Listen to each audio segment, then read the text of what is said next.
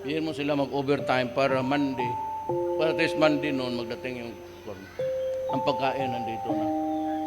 Wala kayong problema sa pagkain. Ako na ang bahala. Huwag na kayong magluto, baski 10 taon. Libre na. Pasyal-pasyalan lang kayo dyan. Hindi na kailangan magtrabaho, okay? May 10 years. Libre yung pagkain. Kaya magtamad-tamara na itong mga tausog. So, ganun ang pangako ko. Hindi ako makatagal. Daan pa ako doon sa tempo. Bigyan ko rin sila ng konting mga pagkain. Pero ang ibibigay ko, may extra ka. Yung medalya? Saan ba? Bigyan mo. Yung medalya ng lapu-lapu. Totoo, ito ang binibigay ko sa mga sundalo ko.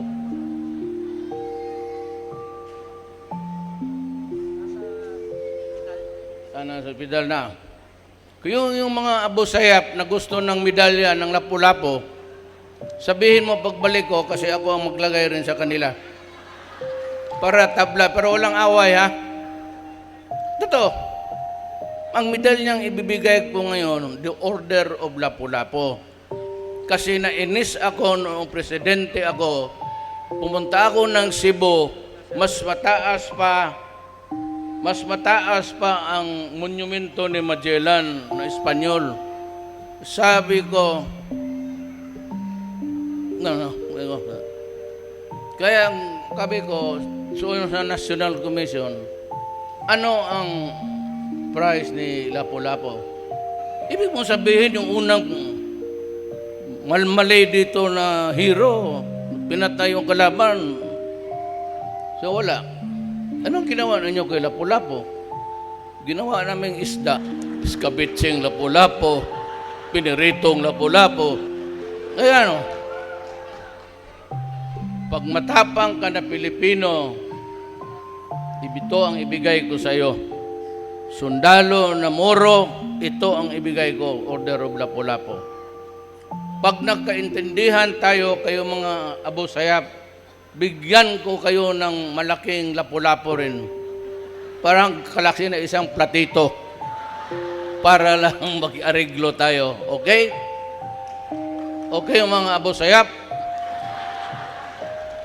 Ano sabihin mo sa kanila? Hindi man ako magpunta ako doon, baka i-hostage pa ako. Kung ibigay ninyo yung word of honor ninyo na hindi niyo ako kidnapin, hindi niyo ako targetin, di papasok ako doon, magipag-usap. Sabihin mo lang na huwag yung ating presidente, atin yan eh. Maghanap tayo ng ibang presidente na okay, mag-uwi na ako kasi may puntahan pa ako.